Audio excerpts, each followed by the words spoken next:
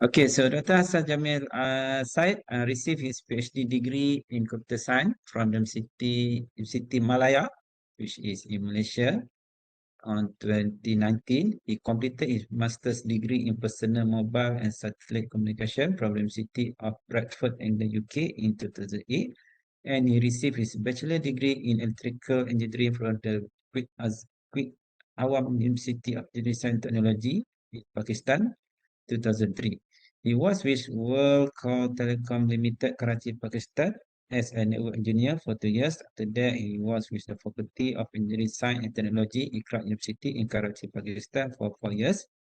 And after completing his PhD, he worked as an assistant professor with the Department of Computer Science, National Institute of Computer and Emerging Science, Karachi, Pakistan, from August 2019 until June 2022. During his career, he has worked several master science theses and college projects and taught courses in the electronic computation and computer science diploma.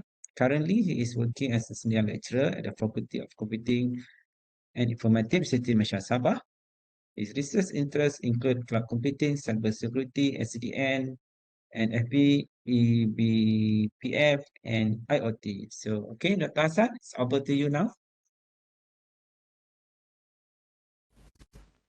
Okay, thank you very much. Okay, welcome.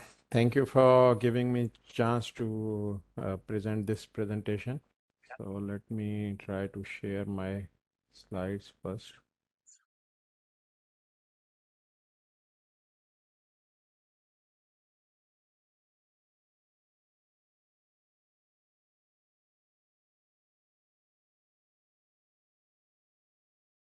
So can you see my slides? Not yet. Maybe Okay. soon lah. Not yet.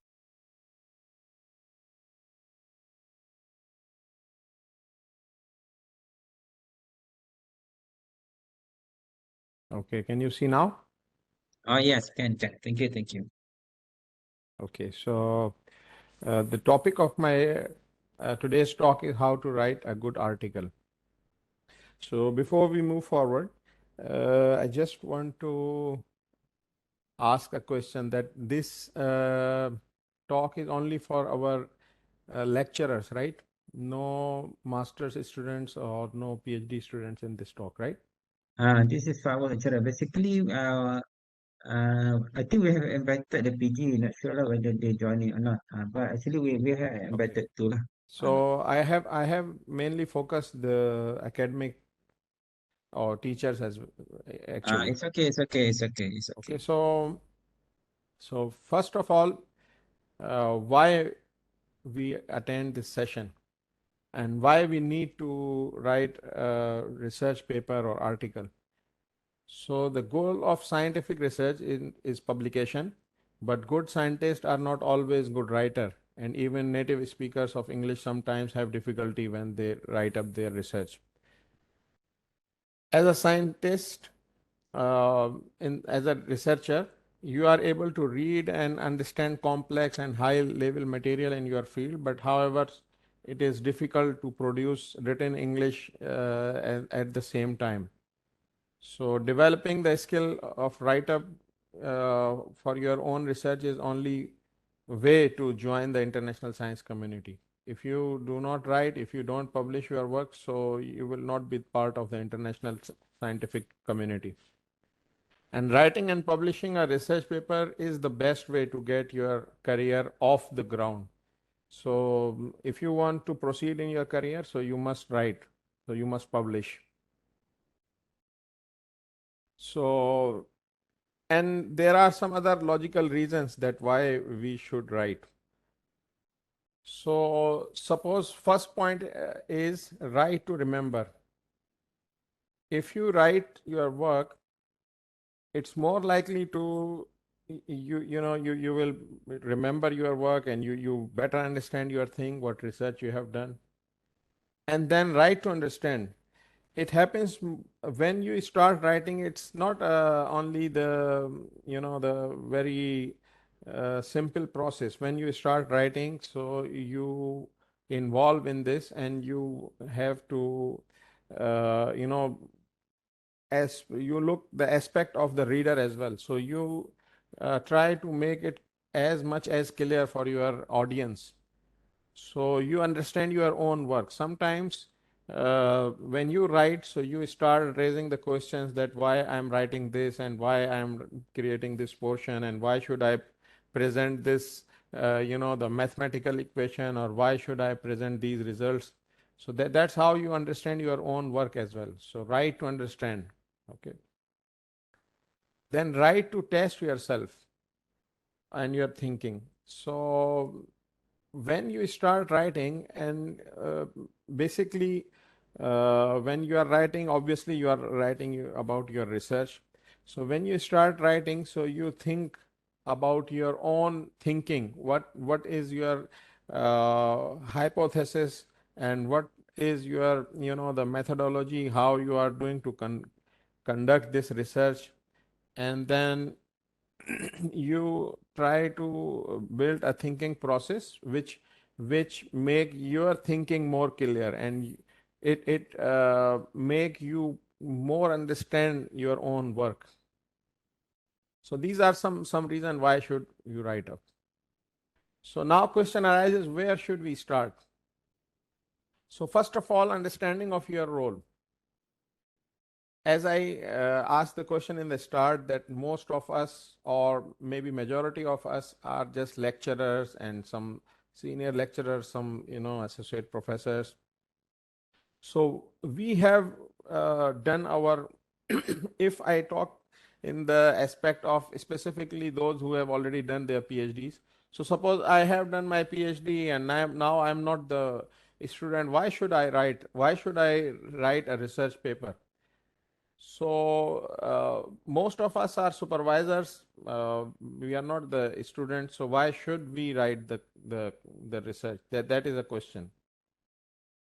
And the answer of this question is, I already have given that if you want to, improve your career, if you want to proceed in your career, so you must write. Otherwise, you will be at the stage, or you will be stuck at some place. And even for the researcher, it is very important to discuss with the scientific community. So if you are not writing, if you are not publishing your work, it means that you are just thinking in your own self. You are not involved in the scientific community of the world. And then now the questions comes that I have a lot of things to do. I teach the courses. I do some, the administrative jobs. So how can I become a writer, or how should I write? So again, it is all about the priority. If you don't prioritize research writing, then it means that your career will be stopped at one place. So if you want to proceed in academia, if you want to proceed in teaching and university level teaching, so you must write. And and another very important, the aspect of this is that if you don't publish, most probably you will not get the postgraduate students as well, because mostly postgraduate students look at the profile of the supervisors. So if they see that his supervisor is the person he's looking, he is not active in research, he's not publishing anything last 5 year or 10 years, so most probably they will not pursue you, they will not come to you. So this is also a very important aspect, that why should you write, and what is your role. So when you start telling yourself that writing or publishing is my very important role, and it is very important for my future career, then you will start questioning, how should I start, how should I do, what should I do next.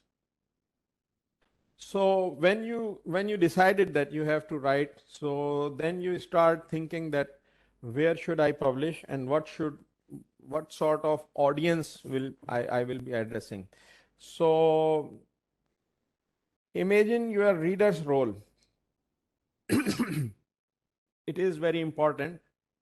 to understand where you are going to publish and what sort of audience you have. So suppose nowadays our area, the computer science, it has merged with many fields, or I would say that the data is everywhere, and wherever data is, so machine learning or data science involved there, or analysis is being performed there. So a lot of areas where the computer scientists are working, like suppose the brain science, so the brain signals, or the neurons, they are working with the medical, the doctors, and they are working on genes, you know, uh, uh, and they are working on a lot of different fields. Like suppose they are working on the chemical reactions.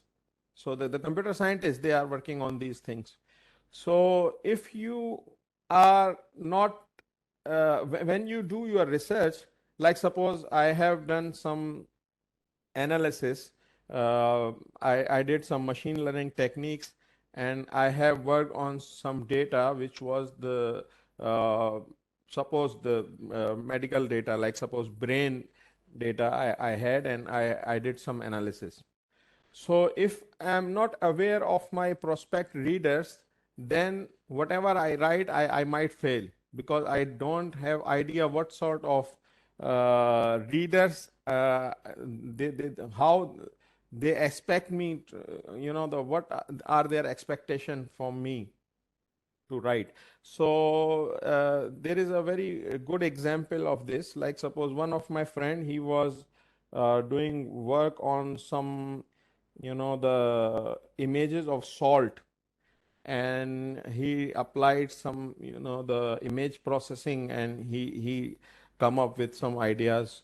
He performed his thesis masters, and then he came to me and he asked that I want to publish my paper. So I asked him to go and do research, what sort of journal published this area, in this area, the image processing related to some salt. I don't exactly remember the exact name. So then he did research, and then he find out how they write the papers. So then he wrote a paper, and he got paper. His paper got published in very good journal. So this is very important area. Like suppose if you are working in machine learning, data science, or any other field which is related to some other, the fields, like suppose medical science, or even you are working with some statistical data, like, the banking or stock exchange data. So you must understand who are your readers and what sort of papers publish in the journal. So go and do a little bit research and study, and then you should be a good writer. Then before I move forward, I am taking this from scratch. Like suppose some of I assume that some of our junior lecturers, they might ask question from where I do start. So in my opinion, you should focus two very important aspects. So one of them is your methodology for research, your research methodology. And for this is a big domain, but I will touch just few topics, because I cannot cover all this in one talk. And then you should also work on the scientific writing. And fortunately, the good way is scientific writing is mostly conventional. If you find out the papers, you will find out there is some structure, and mostly people follow these structure. So these are the two main areas. So a few slides. As I said, that I cannot cover all the research methodology. It's a very big area, but I'm trying to give you a clue how to start. So suppose if we look at the research process, so this diagram explains that research process, how it's expanded. So suppose before go to these three sections, we start with some ideas that where should I start, what should I do, which area should I start research.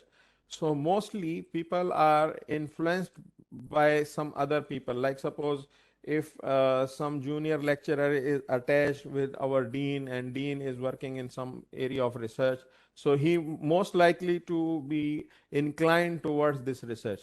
Or if someone is attached with me and I'm doing research in some area, so it is most likely that he might ask me and I will be guiding the research I'm doing, because it's the very common phenomena. If someone comes to me and say, okay, which area should I read, I would say, okay, computer science is very good, everyone is doing computer science because I'm teaching computer science.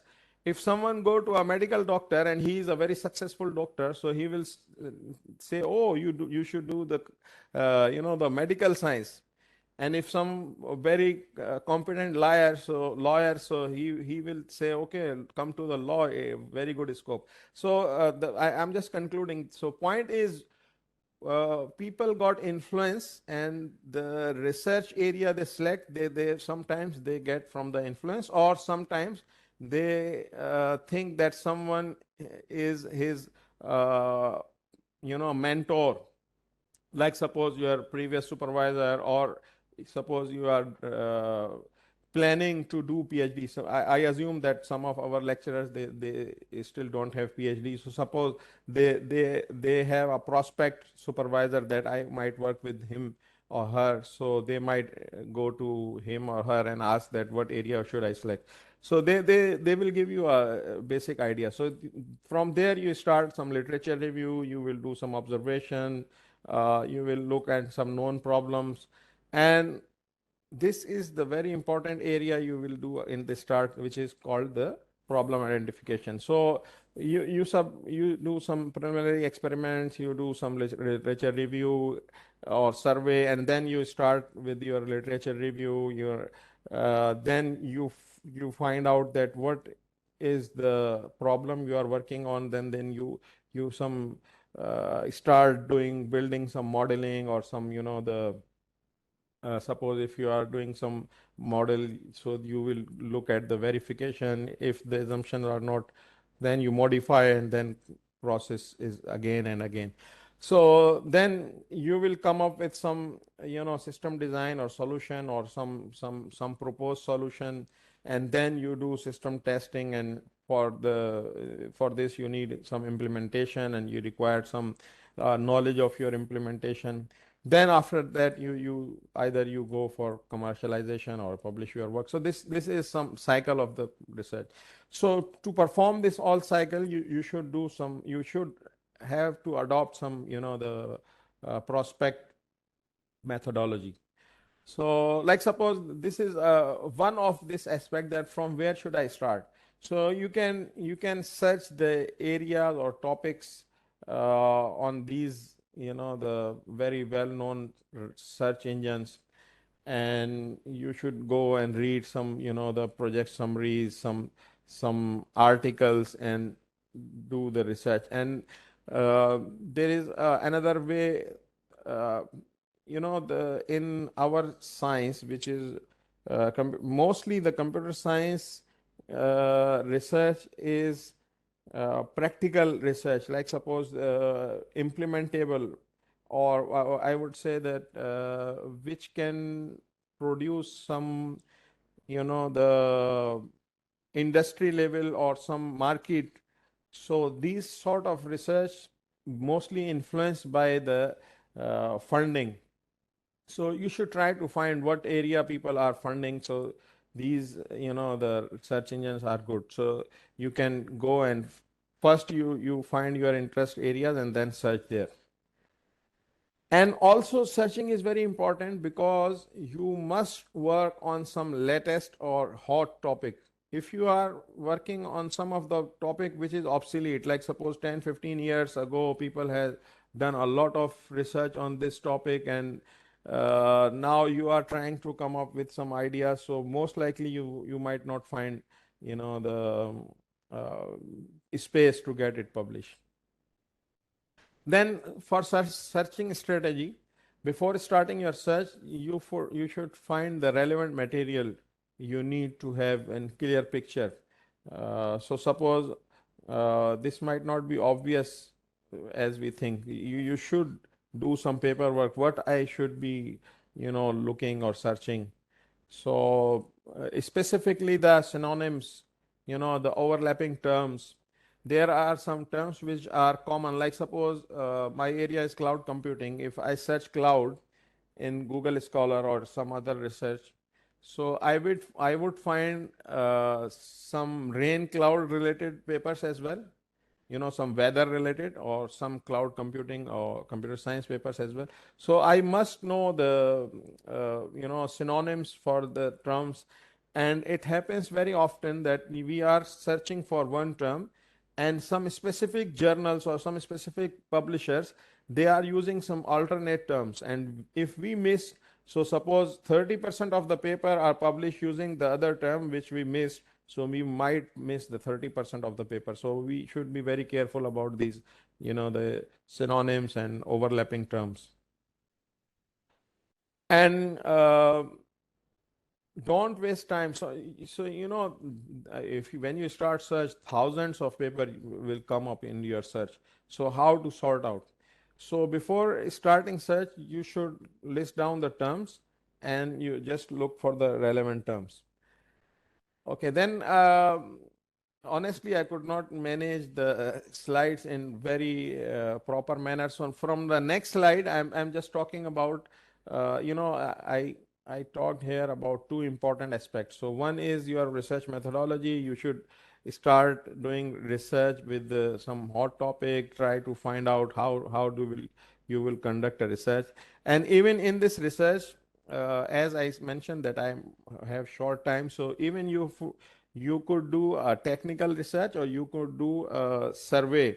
You can publish a review paper as well doing this. So for that purpose also you need to have a good knowledge about methodologies to write survey, how to write survey. So you can find a lot of material on this as well. Then you should focus on the scientific writing. So like suppose as I mentioned that most of the scientific works are what I should say that these are in organized manner. Like suppose it's very obvious that the technical or survey paper should have some abstract, and that then you have a portion which is called introduction. And after the introduction, most probably you will find a section which is called the literature review or relevant work or some similar name. So the best way is you should adopt the conventional writing. Conventional writing means you just take all these, the sections and try to, like suppose when you take all these section names, like suppose abstract, introduction, then literature review, or the related work, then next is your proposed solution. Whatever your proposed solution is, you present it in the way what you supposed to present. And then in the last section, most probably you present your results, and after that conclusion. So these 5 6 important that makes skeleton of your work. So if you find the conventional way, so that would be very easy for you and very easy for your audience as well. Like suppose people used to understand that what comes in the abstract section, right? So if you will find you can find a lot of book, and in the end of the session I will try to share two of the books in related to two areas. Like suppose one of the book is research craft, which tells you how to do research, how to carry out the research. And another book is science writing for the non-native speakers. So I will share these two books with the all of you. You can go through with these books. So in that book it says that if you find the conventional way, so it's more likely your audience or your reader will understand what he's trying to say. And that is another good start. That suppose if you take the conventional the body of the paper, and you just start to write or fill to write this section, that will be very easy for you. Because most probably, when you are writing your first paper, you might find it very difficult where to start. So if you have got a skeleton, that you find some places, and then you can convert it into your research paper. So just go through quickly to for the abstract, summarize very briefly. In your abstract, you should explain why your problem is worthy, what is the potential or impact of your research, and why it hasn't been solved so far. You should also mention that the problem you are solving, it's novel, it's unique. Then you should discuss in your abstract what is your proposed solution, what you proposing. Then why you are going to evaluate, how you are going to evaluate your work, like suppose what metrics you have used to evaluate your work. Then some summary of the results if possible. Sometimes it's this actually not relevant for the this 500 word is not fixed. It's vary from paper to paper and area to area, so don't fix with these words. And then try to keep within one page. But I would say that look at the journal you are targeting and must follow the instruction for the journal. Then we have an introduction section. So, and I just say a few words for this, that for the introduction section, you must write summary of all your paper, I would say. So starting by introducing your problem domain in more detail compared to your, the abstract. If you have written a draft abstract, use it to guide you, so that will guide you. Actually, I forgot to mention one thing. Abstract, there are two strategies to write. One, people write before they write complete, paper. And another way is when they finish all the research write up, and then they in the end they write. So that's referring to this, the abstract draft. And then expand each sentence beginning from this abstract and one or two paragraphs. So then significance and application of your solution. Then have a clear problem statement, research or hypothesis in your, the introduction section. Have some research questions which encompasses, you should discuss some research question, that why we are doing this, what is the importance of this research. And then your hypothesis, what will happen when we do this, or what happened, because this is mostly when you have finished, you write your work. So next, actually, I need to switch a little bit.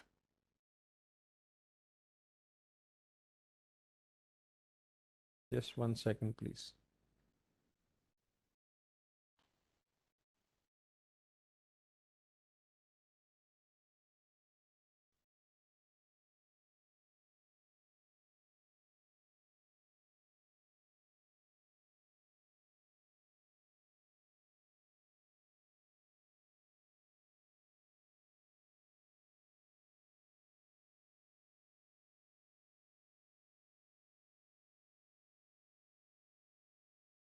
Okay, so then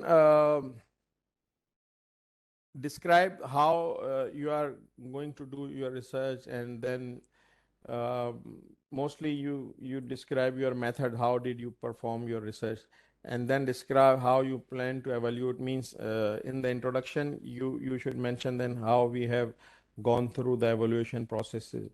You have done this quantitative or qualitative or both. And in the last, you describe the structure of your remaining. Here I took these slides from actually one of my research methodology slides. So this thesis word should replace with the the research paper. So then you should relevant your argument and hypothesis. So Just a few more lines. I think I'm over the time. So just to conclude that, then you should write your, the proposed solution. In proposed solution, you must remember that there are many ways to present your work. So like pictorial way, you should have a very good elaborative diagrams. Then you can present using your work by mathematical equations. So you should use this as well if you have equations. Then there is a way that some people, they do some modeling. So if you have done modeling, to present doing modeling, and then in the end you should present your results. So most important thing is, mostly people have no idea that what should be our results. Like suppose I am doing one research which is related to, the some monitoring, some cloud monitoring, suppose. So how do I evaluate my work? So you should learn this, how should I evaluate? And for this, the best way is look the papers around your area.